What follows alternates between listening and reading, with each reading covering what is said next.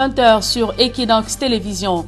À la une de cette édition, Kevin Gassam et ses compagnons d'infortune, libres de leur mouvement, placés en détention provisoire à la prison centrale de Yaoundé-Kondengui pour fraude au baccalauréat, ils ont été relaxés ce jour. Préalable à la résolution du conflit armé dans le nord-ouest et sud-ouest, un collectif de sénateurs américains exige un cessez-le-feu entre l'armée camerounaise et les séparatistes. C'est l'essentiel d'une résolution introduite au Sénat américain pour adoption. Voilà pour le sommaire.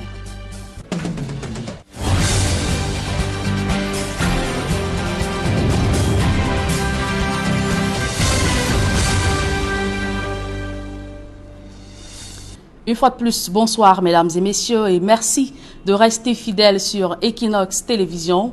Du Rififi à l'explanade de la mairie de ville, près d'une centaine de commerçants s'insurgent contre des représailles à l'endroit du président du marché Madagascar, dans le 3e arrondissement de la ville de Douala.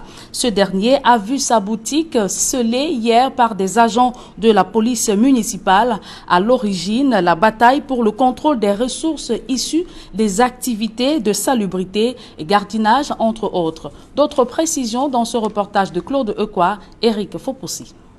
Devant l'immeuble, abritant les services du maire de la ville de Douala à Bonanjor, des commerçants du marché Madagascar gonflés à bloc.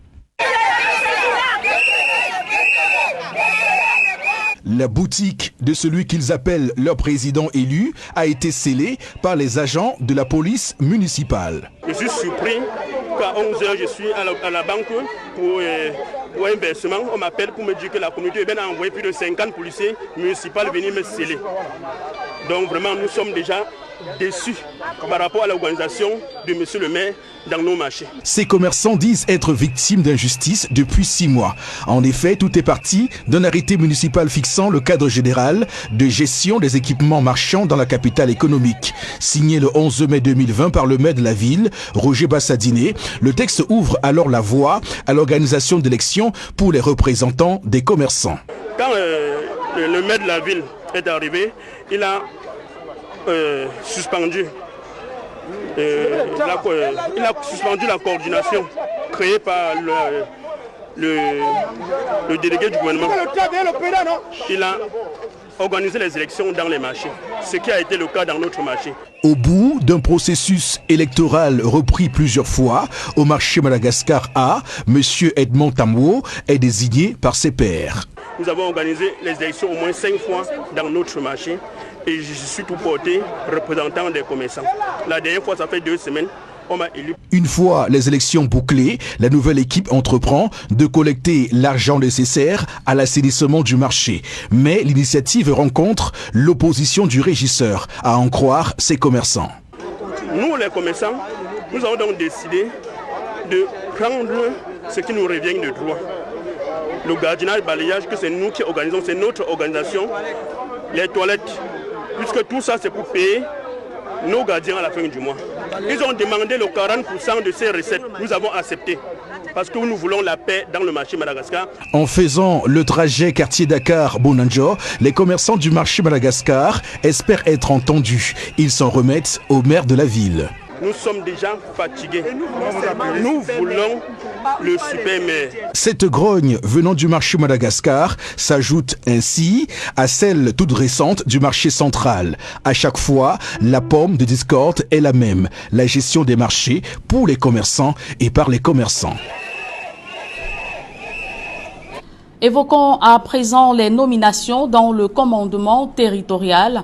Le chef de l'État, Paul Biya, a procédé ce jour au renouvellement des administrateurs civils au poste de sous-préfet. Et justement, à propos du sous-préfet de Lokundje, Franck Derlin Eyono Ebanga, impliqué dans le décès de l'étudiante Solange Lisienne Taba, a été appelé à d'autres fonctions.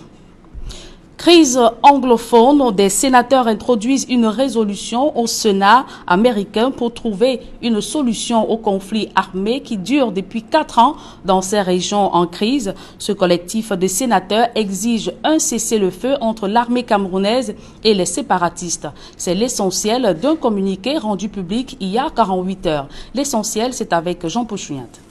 À la tête d'un groupe d'une dizaine de sénateurs, le président de la Commission des Affaires étrangères, Jim Risch, et son collègue Ben Cardin, membre de la sous-commission des crimes transnationaux, de la démocratie et droits de l'homme au Sénat américain, demandent au gouvernement camerounais et aux groupes séparatistes armés de mettre fin à toutes les violences dans les régions en crise du nord-ouest et du sud-ouest.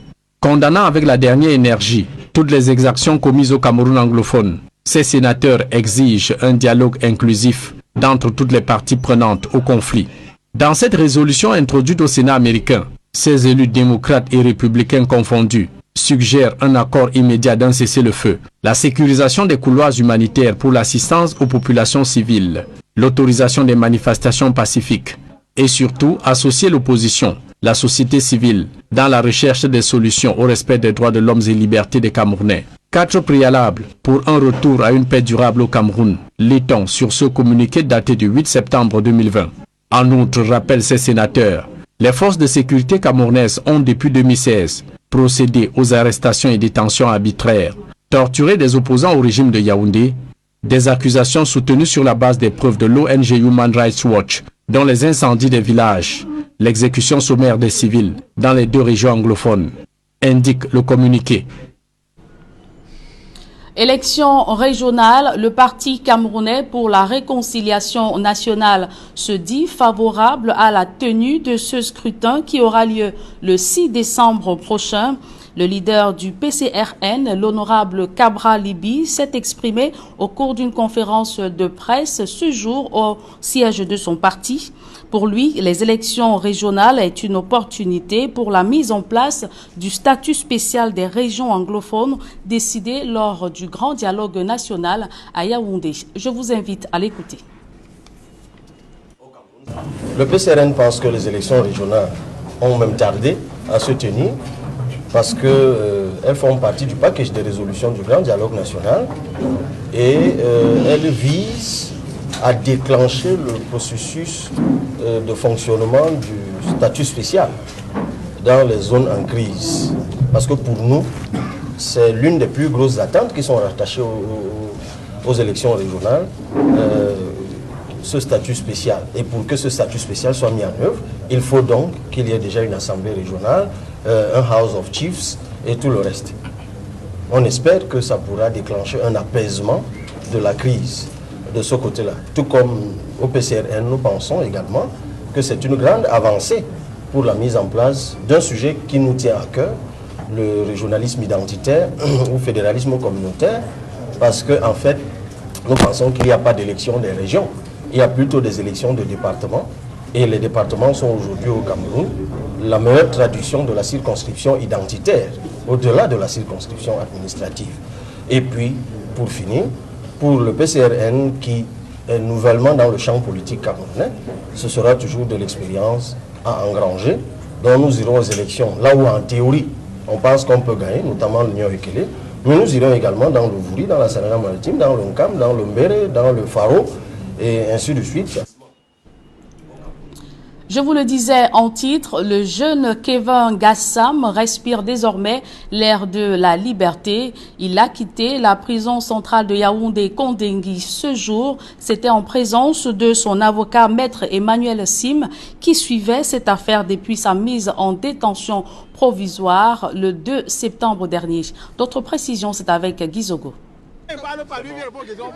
C'est un grand soulagement du barreau du Cameroun et des avocats commis à la défense des jeunes Kevin Gassam et Willy Christian Tchabouachou Sandjong après leur remise en liberté dans l'affaire de la fuite des épreuves au baccalauréat. Le barreau qui se veut un barreau humanisant, un barreau qui veut que la justice soit faite selon les règles de l'équité, ne peut être que satisfait que ces enfants qui, soi-disant, sont des consommateurs finaux d'une fraude orchestrée et déclenchée ailleurs, puissent au moins comparaître libres. J'ai été constitué par la famille de ces enfants pour ce dossier. Je les ai suivis depuis la police judiciaire à la DPJ. Je suis très content.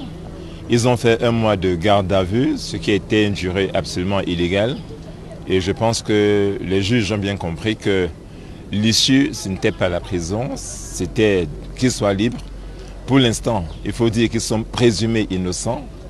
Nous irons, s'il le faut, les défendre. Là, il faudra. Mais il était bien qu'ils soient en liberté. Je suis content pour ces enfants, pour leur famille. Quant à ceux qui restent incarcérés dans cette affaire, les démarches sont en cours pour leur remise en liberté. Ces personnes qui sont incarcérées, il faut dire que la demande de la liberté accordée aux enfants a été faite d'office. C'est une main levée d'office.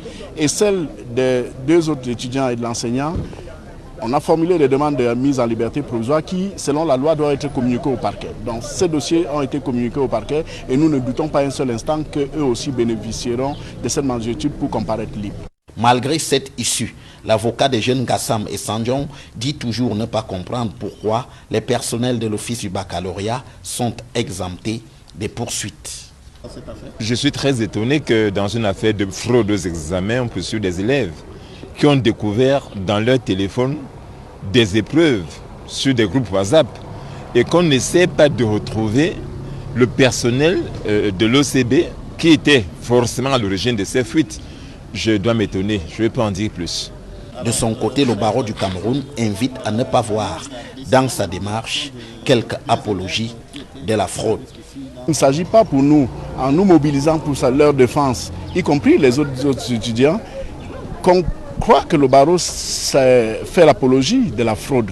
Non, nous ne faisons pas l'apologie de la fraude. Nous sommes concentrés pour que tous ceux qui ont posé des actes soient punis, mais que ces enfants qui doivent par ailleurs subir la sanction de la justice administrative, qui est la suspension aux prochains examens, qui ne subissent pas le principe de la double sanction. L'affaire suivra dans son cours, les remis en liberté devant comparaître libres. Recrudescence du grand banditisme à Baganté dans le département du Ndé. Il ne se passe plus une semaine sans qu'un citoyen ne se fasse agresser par des hors-la-loi. Pour mettre fin à cette situation d'insécurité, les autorités de ce département viennent de mener une opération au cours de laquelle plusieurs présumés malfrats ont été interpellés. Jérôme Narcisse Sobzé. Baganté, chef du département du Ndé, est en voie de devenir l'un des fleurons de l'insécurité galopante, où des malfrats sèment chaque jour la terreur, donnant ainsi des insomnies aux paisibles citoyens. Cette mère d'enfant revient de très loin, elle qui vient de se voir déposséder de sa sacoche contenant de l'argent et plusieurs autres effets importants.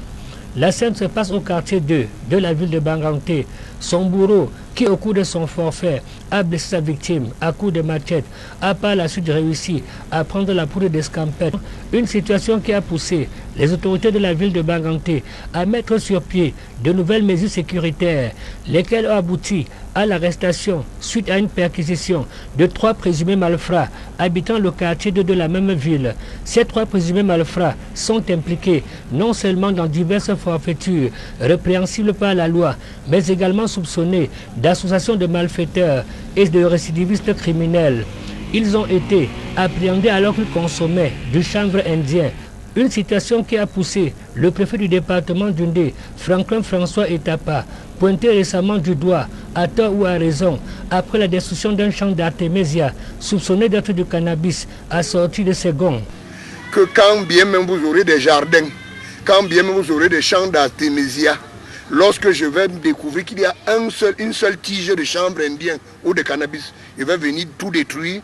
Je suis prêt à aller au tribunal avec ceux qui estimeront qu'ils ont été lésés, le Cameroun étant un état de droit. La dernière étape a été la présentation d'un présumé gang de coupeurs de route interpellé récemment avait en leur possession, d'après les forces de maintien de l'ordre, 2 Kalachnikov et des munitions. Ces présumés malfrats sont également accusés d'être les auteurs des récents cambriolages, respectivement dans une église, un établissement d'enseignement secondaire et une école primaire catholique. Tous ces présumés malfrats méditent en ce moment leur sort entre 4 murs, en attendant que la justice fasse son travail.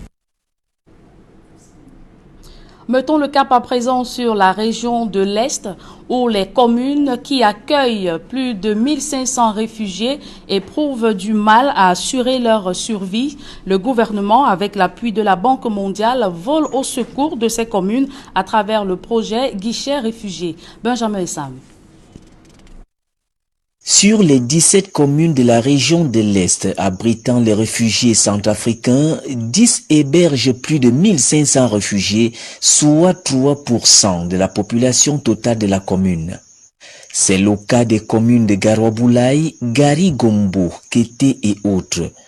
La commune de Gari-Gombo est l'une des 4 que compte le département de la Bomba-Ngoko, avec la particularité d'être une localité frontalière, c'est-à-dire à une proximité de la République centrafricaine. Donc déjà avec l'éclatement de la crise sociopolitique qu'a connu ces pays voisins, la commune a reçu un nombre important de réfugiés. Ces communes, avec celles des régions l'Adamawa du Nord et de l'Extrême Nord, éligibles au guichet réfugiés IDA 18 de la Banque mondiale, vont bénéficier d'un financement additionnel d'un montant de 144 millions de dollars américains. Travaillons ensemble pour élaborer un manuel de procédure commun, un manuel de procédure intégré.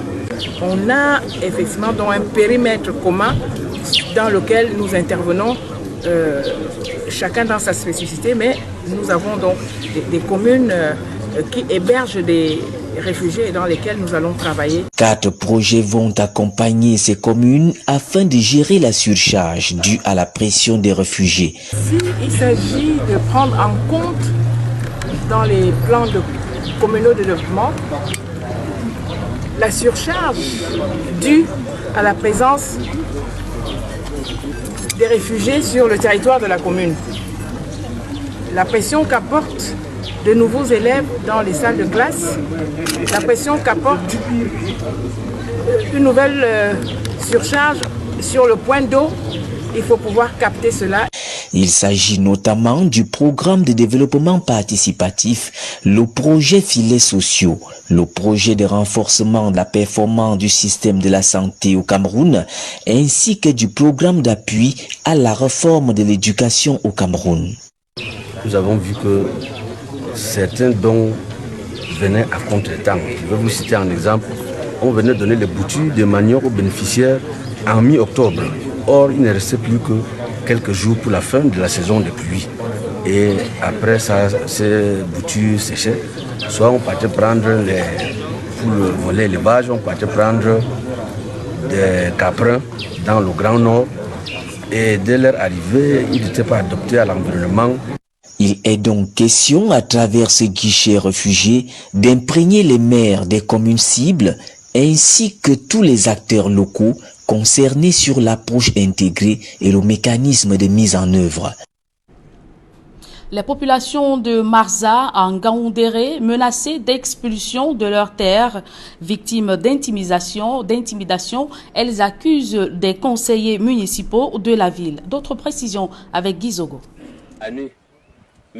Dans l'arrondissement de Ngaoundéré 1er, les habitants du quartier Marza vivent un véritable calvaire depuis plusieurs années. Nous sommes propriétaires de parcelles de terrain octroyées par monsieur le sous-préfet depuis 1984 aux populations et que nous avions effectué la mise en valeur de ces terrains. Et par la suite, en 2008, papa et les populations qui ont bénéficié des superficies sont passées à l'exploitation, c'est-à-dire bâtir des maisons d'habitation. Les conseillers municipaux de la commune de Ngaoundéré 1er, au nom de Aladi Baba Fouye, se sont autoproclamés propriétaires de ces parcelles de terrain. Ces conseillers municipaux vont donc s'employer à s'approprier ces terrains, y compris en usant de la force. Nous avons cassé les premières maisons en 2010. Nous avions été pacifiques.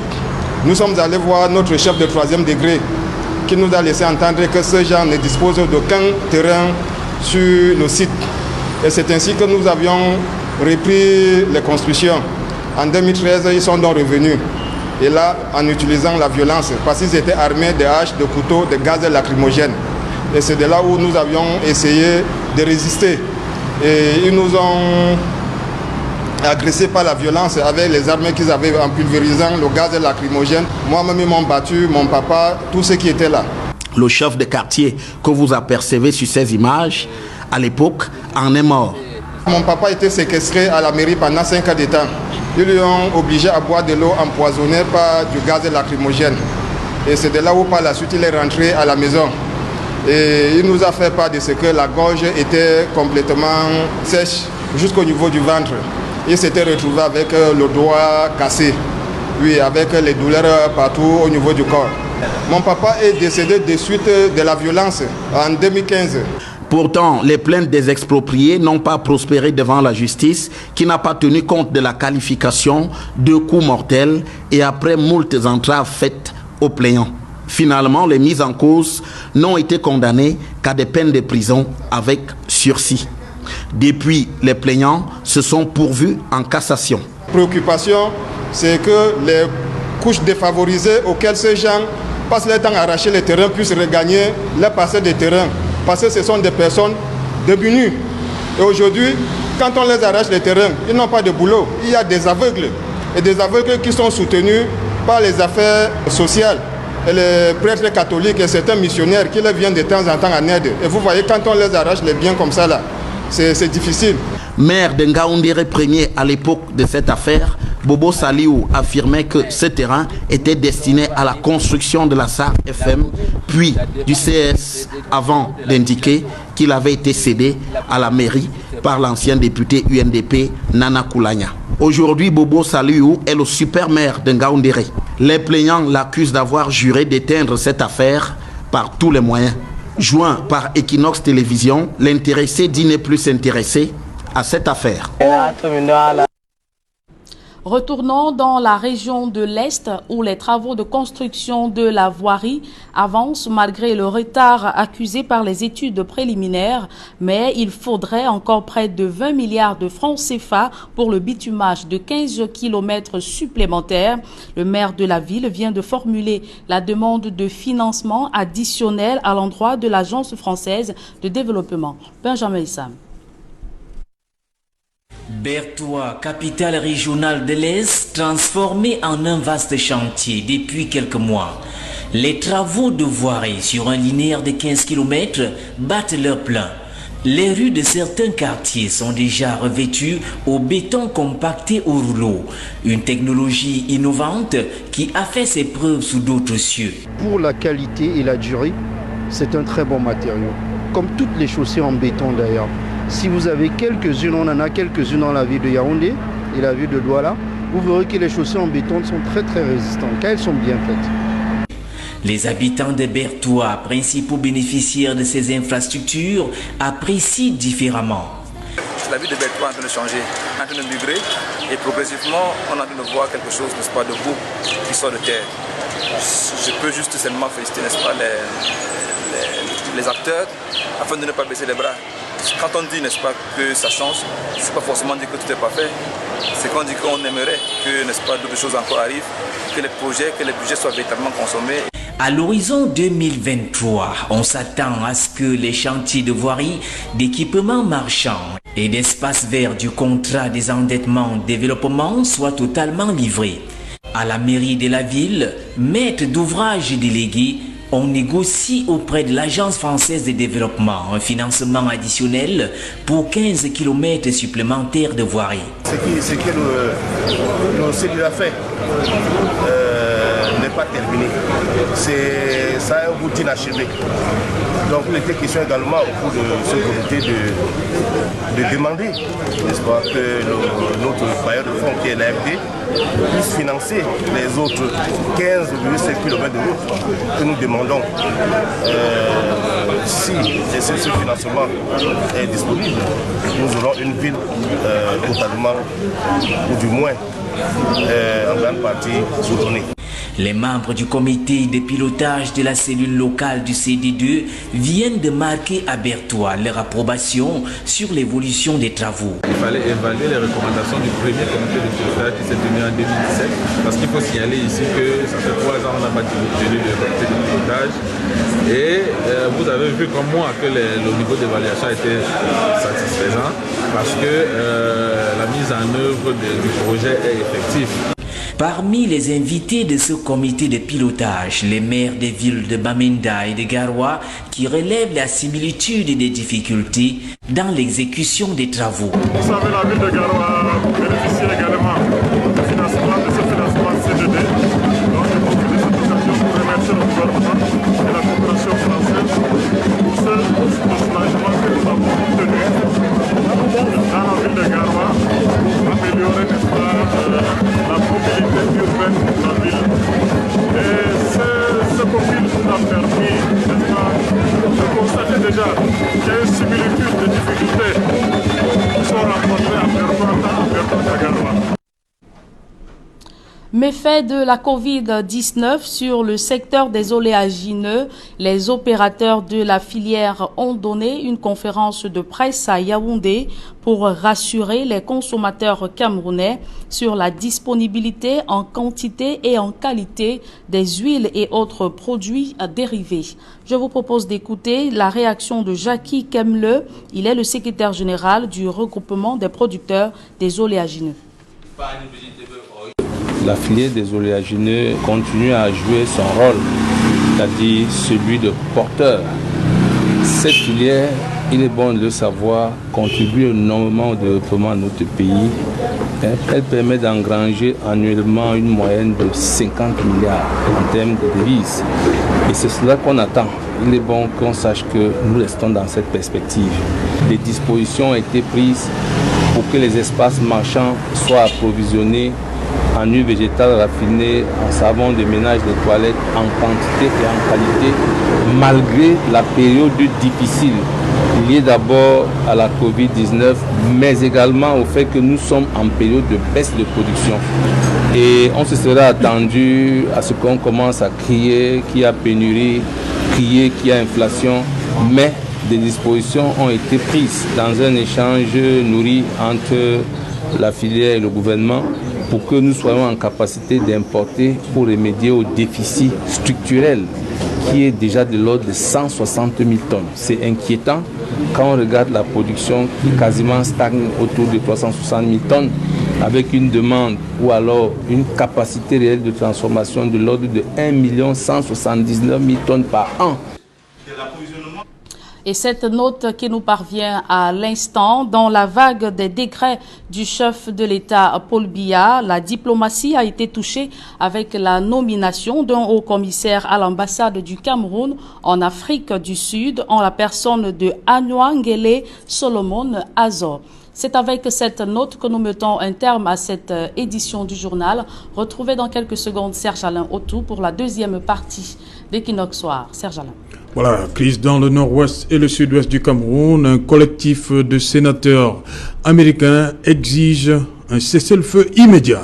Serge Alain Autou, des sénateurs américains déterminés à mettre définitivement un terme à la crise anglophone qui dure depuis 4 ans. Ils ont introduit une résolution au Sénat en vue de prendre des sanctions contre des séparatistes, mais également des membres du gouvernement.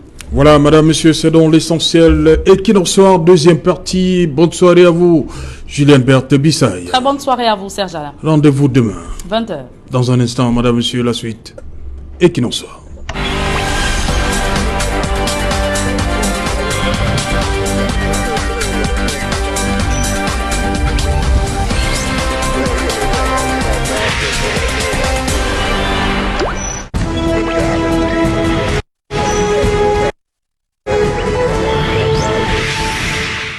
Retour sur le plateau Equinox Soir, deuxième partie consacrée au débrief du journal, madame, monsieur, toujours en compagnie de Vincent de Paul Yédé, docteur Marcel Simon, Prince Joël Mokage et Barista Kamoualimen. Barista Kamoualimen, depuis un certain temps, ça va faire bientôt 3 ans que conflit armé On connaît le conflit armé dans le nord-ouest et le sud-ouest, 3 ans, mais 4 ans qu'il y a ce fameux vocable crise anglophone. Depuis lors, on parle de cessez-le-feu. Depuis qu'il y a ces échanges de coups de feu entre le FDS et les forces séparatistes, les Américains montent au créneau aujourd'hui. Qu'est-ce qui bloque selon vous? Pourquoi on n'y arrive toujours pas à un cessez-le-feu? Sincèrement. Mr. Serge, I'll start by saying that the United Nations in their one of the opening statements made it very clear that armed conflict is just an exception and that peace, government should strive to sort out disputes through maybe arbitration, negotiation, and any other means without recoursing to violence. You see, nobody disputes the fact that government made a serious, a fundamental mistake to have initiated hostilities. Because if we are honest, we know that Anglophone crisis started peacefully, and lawyers and teachers, they got up with grievances, and the government reacted terribly, the military.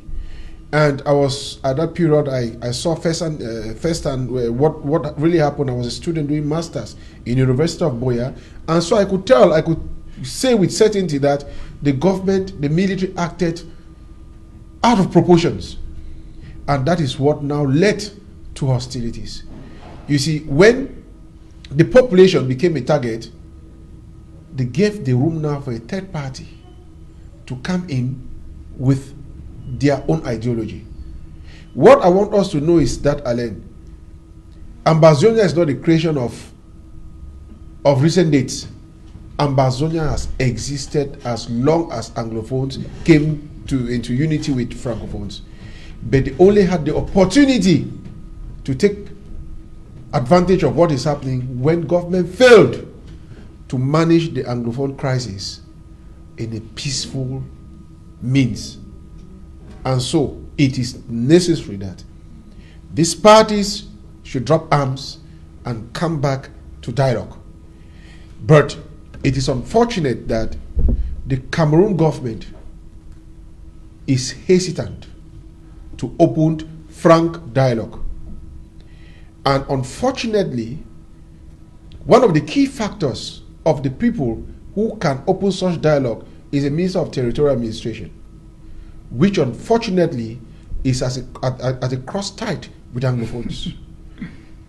And you could see from most of his actions that Anglophones perceive it as more of provocation than resolving the Anglophone crisis. So there's an adage that it's never too late to take the right decision. Right. And the right decision, therefore, should be that we go back on negotiations and see how we can resolve this problem without the use of arms. Voilà, Docteur Simon, on va dire comme ça, il y a quelques semaines, on a entendu parler d'un début, d'un rapprochement entre le régime et certains leaders, on dit bien certains leaders de la cause anglophone. On n'entend plus. Qu'est-ce qui se passe? Serge Alain, on ne peut pas dire qu'on n'entend plus, mais il est déjà important de rappeler ici que le chef de l'État déploie énormément de moyens. Le chef de l'État démontre la volonté de pouvoir communiquer davantage et dialoguer davantage. Maintenant, malheureusement, ce qui se passe, c'est tout un ensemble d'éléments ou alors d'acteurs qui en ont profité pour instrumentaliser, pour ne pas dire politiser la situation. Mais le chef de l'État démontre clairement son désir et sa volonté permanente de vouloir éradiquer une fois pour toutes cette crise, d'où les multiples actions qui sont développées au jour le jour pour que le calme revienne dans cette partie du territoire. Moi, ce qui est important de faire comprendre, que ce soit à nous les hommes politiques, que ce soit à nos frères camerounais anglophones, que ce soit la communauté internationale, c'est qu'il est temps pour une fois que nous soyons vrais et franches avec nous-mêmes. Il est temps. C'est-à-dire que c'est bien d'entendre tout à l'heure que les États-Unis, les sénateurs veulent accompagner le Cameroun dans le processus, dans le processus de retour au calme. C'est bien beau. Mais il faudrait que tous les pays qui hébergent, parce que moi j'insiste toujours là-dessus, que tous les pays qui hébergent les sécessionnistes les ramènent d'abord dans leur territoire. C'est de ça qu'il est question. Vous ne pouvez pas garder un acteur dangereux, comme disait Jean-Michel Kankan, un élément à surveiller de très près, et après vous vous levez un matin et dites on va vous aider. Vous voyez que ça prête un peu à équivoque. Il faudrait que tous les pays dans lesquels ces ambassadeurs ou alors ces meneurs de troupes sont hébergés, ces donneurs d'ordre sont hébergés, qu'on les ramène d'abord tous dans le pays. Et là maintenant, toute action qu'ils vont mener démontreront clairement un désir clair et réel de pouvoir accompagner. Parce que tant que vous gardez certains des éléments dangereux et vous venez dire on veut vous aider, permettez-moi d'en douter un tout petit peu. Donc il est temps que maintenant, face à cette situation, que tous les acteurs se mettent la main dans la main pour que cette action puisse être menée. Mais on ne peut pas dire au jour d'aujourd'hui que le chef de l'État ne déploie pas des moyens suffisants pour éradiquer la crise de cette partie du territoire camerounais. Vincent de Paul-Yédé, sur le cessez-le-feu, comme j'ai dit, ce n'est pas aujourd'hui que ça transparaît comme ça, mais chacun, surtout la partie les sécessionnistes, ils disent que non, il faut d'abord ce retour des forces de défense dans les casernes. De l'autre côté, on a suivi, le ministre de la Communication à une certaine époque dit que non, on n'a pas placé les forces de défense et de sécurité sur le même piédestal que ceux-là qui ont pris des armes. Comment comprendre que chacune des positions, chacun des belligérants reste campé sur sa position? Nous déplorons cette attitude des sénateurs qui mettent sur le même pied d'égalité l'armée camerounaise et les éléments sécessionnistes. Nous avons dit au PCRN que l'armée a pour fonction de porter les armes. On désarme l'armée, pourquoi en faire? Nous avons dit, ceux qui ont pris les armes, qui n'auraient jamais dû les prendre, doivent les déposer et revenir sur la table des négociations. Et vous savez, à chaque fois que la communauté internationale a comme l'impression que le Cameroun, surtout le gouvernement, traîne des pieds dans la résolution de cette crise, il y a ce genre de pression qui revient. Et c'est le lieu de le dire. Nous avons la chance que le corps électoral a été convoqué. Il y aura les régionales qui vont se tenir parce qu'au terme du processus, c'est le statut spécial des régions du sud-ouest et du nord-ouest qui va voir le jour. On aurait pu le faire un peu plus tôt. Sauf que nous avons comme l'impression, comme je le disais tantôt, on a toujours comme l'impression que c'est quand nous tenons les pieds ici. Donc, nous disons au gouvernement de faire tout ce qu'il y a à faire, de mettre en application les résolutions de ce grand dialogue, de continuer à dialoguer avec tous ceux qui peuvent lui permettre de résoudre ce problème, y compris ceux qui sont en prison, y compris les fils de ce pays qui se retrouvent de l'autre côté. Il n'est pas question de créer une scissure entre ceux qui sont de l'autre côté et nous, mais nous ne sommes pas d'accord et nous ne voulons pas que les gens viennent de l'extérieur pour nous imposer leur façon de voir. Ils ont dit dans cette résolution-là que, en réalité, le gouvernement a l'obligation de protéger les populations, que ce soit les populations anglophones, que ce soit les civils ou alors toutes celles qui se retrouvent là-bas. Et c'est justement l'opération Clean Bamenda qui est en train de se faire. Parce que là, le gouvernement est dans son rôle de protéger les populations. Mais nous disons que nous devons tout faire pour trouver des solutions endogènes. Le gouvernement doit continuer à tendre la main. Il doit continuer à implémenter les résolutions du grand dialogue. Les anglophones doivent avoir leur statut spécial. Ce ne sera pas la fin de la crise, mais ce sera un bon début pour la résolution de cette crise. Voilà, Président Mokage, sur ce cessez-le-feu, pour vous, qu'est-ce qui coince? The issue that is disturbing, thank God that the American senators are coming back to what some of us said in the first part of the program, that many persons felt that we're going wild. No. We love these people who die every day. We keep weeping when they die. What is disturbing is that we have two factions. And there is one faction. When we were in secondary school, they used to teach us something called osmosis, that a stronger solution wants to absorb the weaker solution. The head of state, President Paul Biya, said it in front of Mo Ibrahim in France during the Paris peace.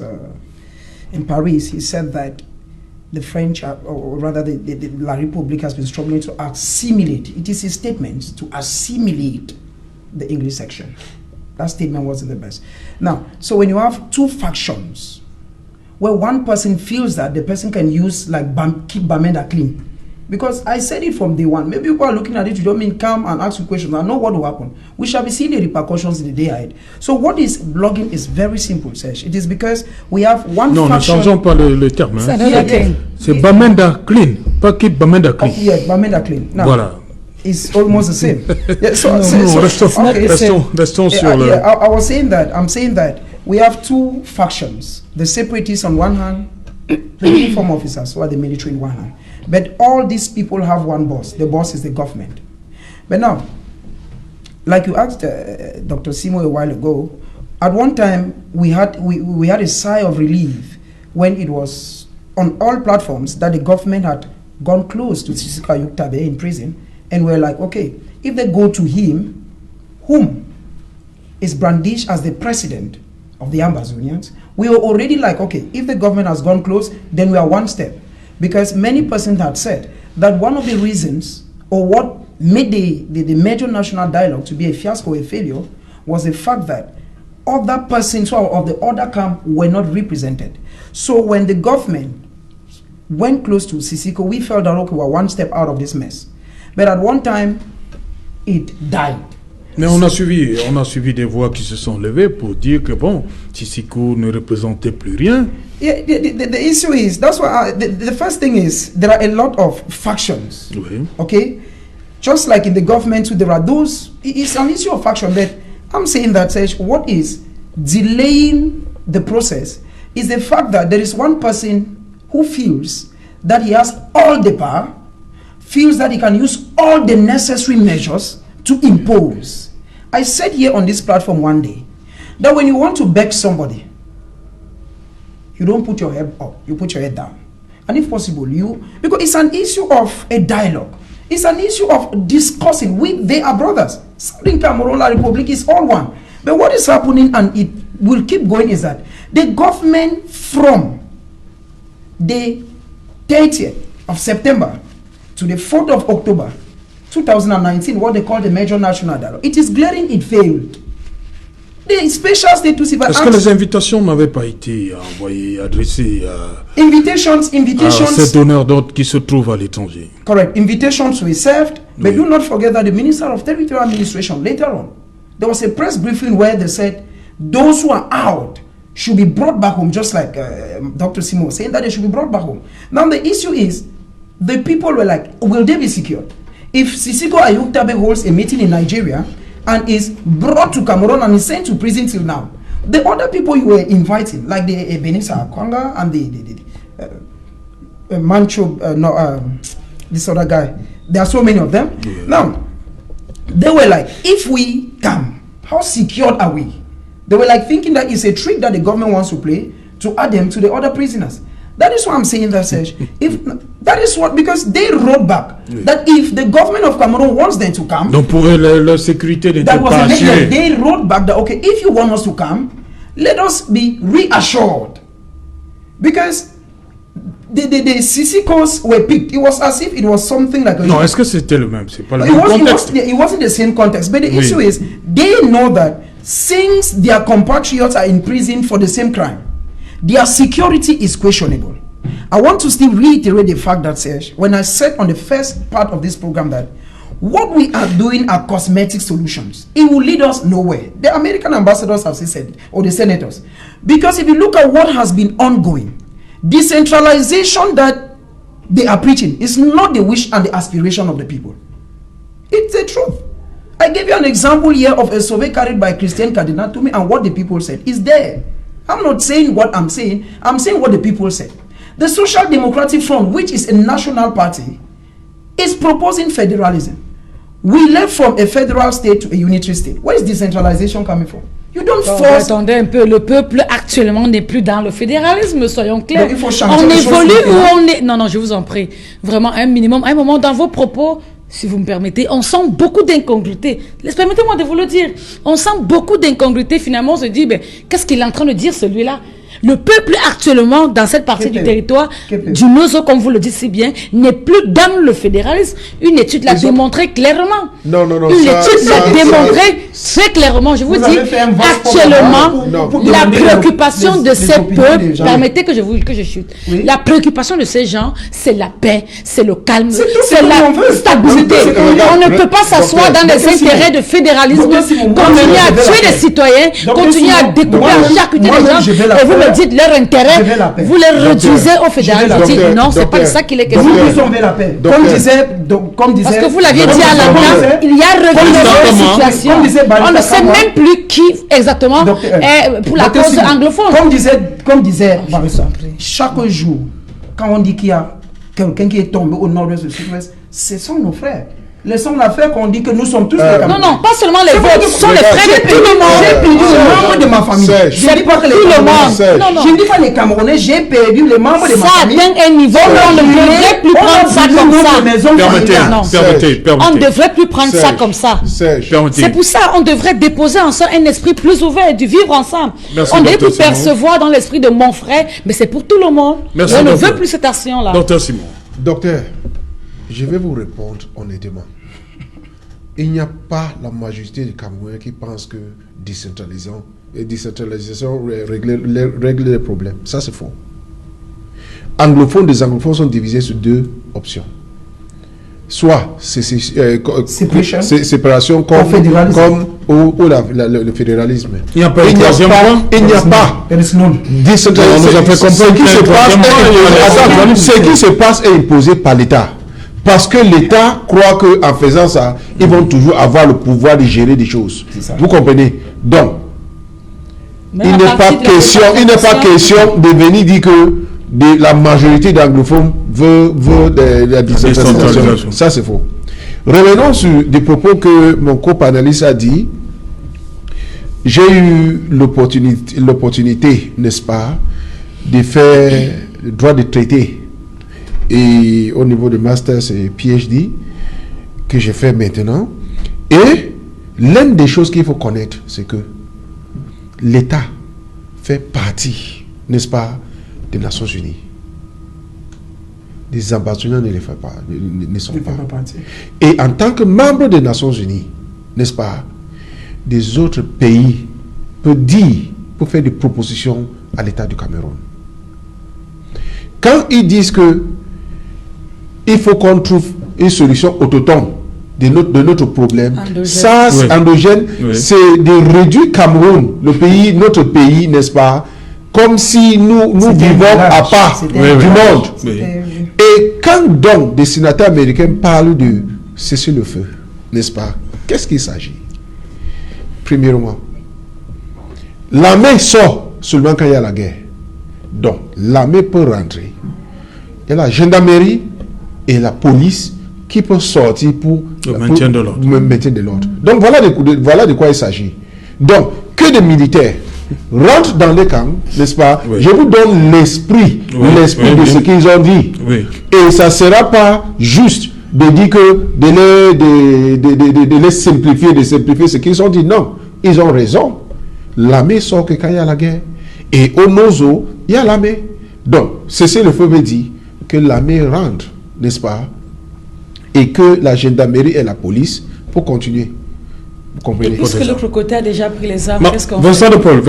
Il a demandé que les deux parties. Vous comprenez? Il a demandé. Ça c'est le problème. C'est le vrai problème. I wanted to say that when you talk of ceasefire, we have two camps. One is identified and one is not identified. Good. You understand? But now the identified camp. Qui n'est pas identifié? C'est ce qu'il veut dire. C'est separatist. C'est ça qu'il veut parler. Can you show me a separatist? Is Magda show somebody a separatist? But they are killing them every time. But they are killing them every time. What are you talking about like this? They are killing them every time. No. They are civilians who have taken up arms. But it's difficult to identify them. Voilà de quoi il est question. Ok. Vincent de Paul, oui, je rebondissais là sur deux choses.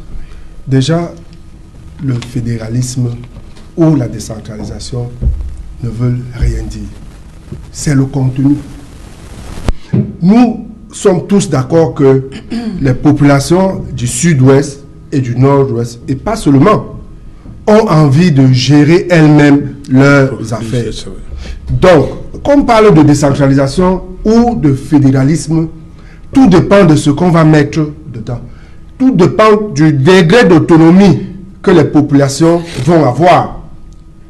Ce n'est qu'à ce moment-là qu'on pourra savoir si elles sont satisfaites ou pas. Donc, que ce soit la décentralisation ou le fédéralisme, c'est le contenu qui importe. La deuxième chose, c'est que c'est pas la même chose. Nous avons affaire ici à un État qui veut jouer aux gendarmes. On ne parle pas des Nations Unies. Ce n'est pas l'Assemblée Générale des Nations Unies qui est en train d'interpeller l'un de ses membres. Mais c'est un pays tiers, tout comme le Cameroun. Un pays membre. Un pays membre qui est en train de faire ce que les Nations Unies aussi avaient déjà fait. C'est une démarche qui n'a pas prospéré au niveau des Nations Unies. Nous l'avons tous vu ici. Elle n'a pas pu prospérer. Maintenant, il rentre à l'intérieur. Non, nous, ce que nous disons, c'est que le Cameroun doit continuer son processus. Le Cameroun doit continuer à pacifier ces zones en conflit. Il doit continuer à dialoguer avec ses fils. L'État ne doit pas rompre le dialogue. Il doit continuer la reconstruction qu'il a commencée. Il doit implémenter, n'est-ce pas, les résolutions du grand dialogue. Et les élections régionales sont la bienvenue. Parce que, comme je le disais tantôt, elles contribueront à doter ces deux régions des instruments autonomes pour sa gestion. Ok. Voilà. Et ceci en collaboration avec tout le monde. Voilà, on va sortir de cette émission. Les gens nous regardent. Comment on sort de cette crise? Non, il est important de dire qu'il est temps que tous les Camerounais se tiennent la main dans la main. Il est temps que tous les Camerounais se regardent dans les yeux et se disent c'est pas une affaire du nord-ouest et du sud-est, c'est une affaire du Cameroun, c'est une affaire de notre pays, c'est une affaire de notre nation que nous aimons tant. Alors soyons honnêtes avec nous-mêmes et stoppons cette crise, remettons la paix, le vivre ensemble qu'il y avait dans cette partie du territoire. C'est de ça qu'il est question. Voilà. Et accompagnant le gouvernement dans toutes les initiatives qu'il tentera de prendre. Prince Joel Mokage, comment on sort au-delà de Bamenda? Comment on sort de la crise? On fait pour que le calme revienne d'abord à Bamenda. I watched the news here, and there is a press conference that his party had today, and his party will not be going in for the regional elections. That's what the president said, from what they said there.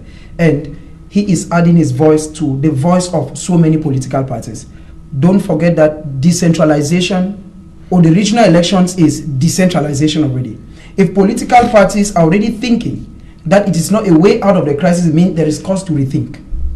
That's the first aspect. For us to come out of the crisis, we'll keep saying it every day. It's simple. We know that on the 17th of July, 1961, there was a Fumban conference that held CD 21. We should say that. And I keep saying it. Now, when those elements are there, let us go back. If the president is from La Republic, let the vice president come from the other aspects. We should not be having the aspect today that we have. Prenons le cas maintenant où il n'y a pas de poste de vice-président. All of this is lost the time. We can create. Non, vous ne pouvez pas dire que c'est une perte de temps. Non. On a un problème sérieux. Docteur Simon, non, je vous en prie, on a un problème sérieux, vraiment. On il est pour le respect.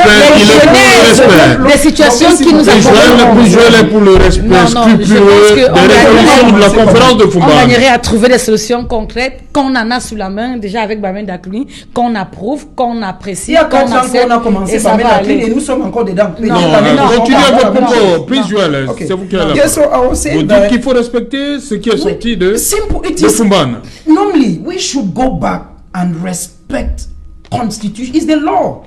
I believe that all of us, none of us is an illiterate. We are saying that you don't take loss today, and the next day, because you think that you are stronger and somebody is weaker, you just feel that you can get the person with the left hand. No.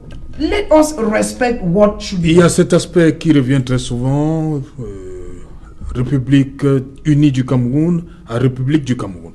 Si on change, on revient à République unie du Cameroun, est-ce que ça peut jouer, ça peut faire quelque chose? Thank you very much. Oui. From 1961, we should say 1961, 1972 is Federal Republic. Yes.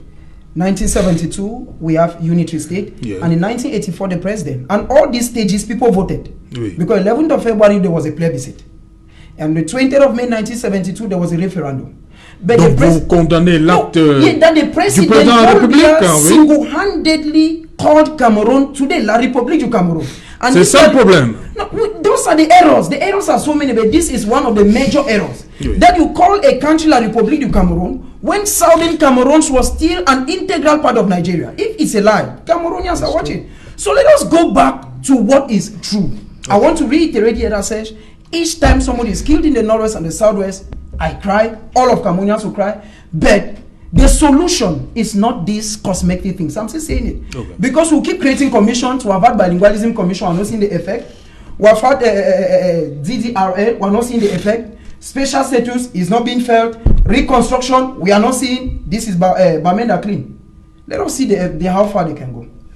Donc pour vous, Bamenda clean, ça va pas porter? I'm saying that it's a global problem. It's not Bamenda. It's a global thing. You cannot regionalize it. Non, on n'a pas dit qu'on résout la crise anglophone avec Bamenda clean. Non. This is what I'm reiterating and I'm insisting. Oui. Bamenda clean has as objective. Voilà, c'est une opération spéciale de sécurisation de la ville de Bamenda. Which is linked to the crisis. Oui, but that is why I'm saying that we would not have gotten to Bamenda clean had we, on est d'accord. Had we, during the major national dialogue, invited the right persons, taking the right decisions. We would not have been there. Okay. And so I'm reiterating that if we do not do what is correct, I want to say here that the president of the country, President Paul Biya, was one of those that he just sent to lead a commission to the Northwest and the Southwest to find out the problems, alongside Professor Dorothy Limunganjuma. These are people, they are all alive. They are all alive. They know the problem of Cameroon. Why do we keep Bamenda clean? Tomorrow, these things will waste us time. Ok, Vincent de Paul Yédé, comment on sort pour vous la vision du PCRN? Déjà, la répétition, hein, je voudrais le rassurer, le PCRN ira aux élections. Voilà, justement. L'intervention de notre président aujourd'hui, c'est pour réaffirmer que nous irons aux élections. Okay. Voilà. Okay. La deuxième chose, c'est que en réalité, pour l'instant, n'étant pas au pouvoir, qu'on aille jusqu'au bout de la démarche. Mais vous pouvez faire des propositions. Ce que nous proposons. Voilà. Vous dites que vous êtes de parti de proposition. Le PCRN, nous disons que toujours. Avant le Cameroun, il y avait des communautés. Oui. Lorsqu'on nous appelle Cameroun et qu'on nous impose des langues étrangères, grâce auxquelles on s'exprime ici aujourd'hui, en français et en anglais, on n'a pas cessé d'être des Sawa. On n'a pas cessé d'être des Grassfield.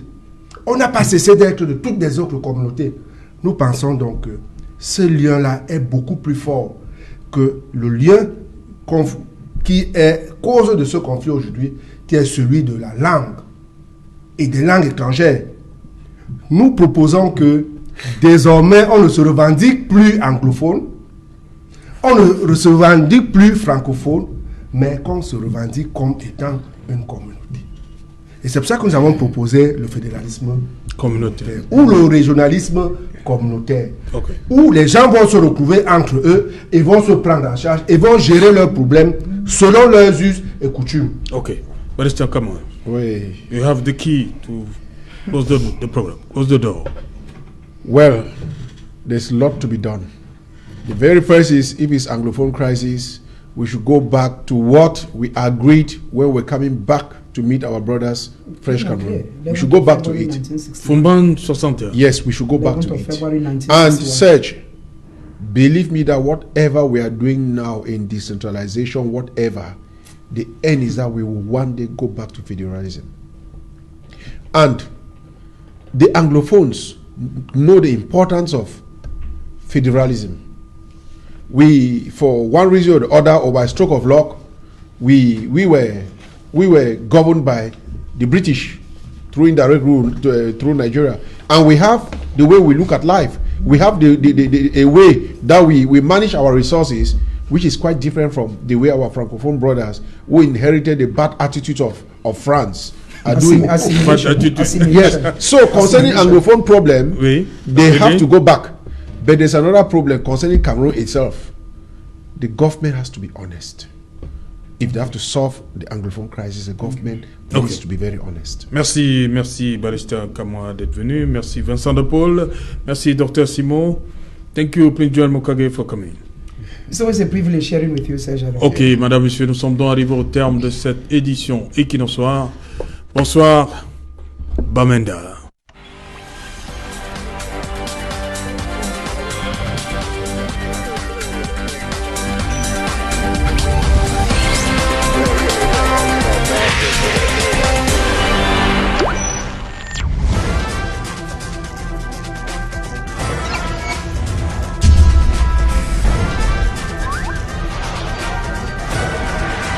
Equinox Télévision, au-delà de l'image, nous rendons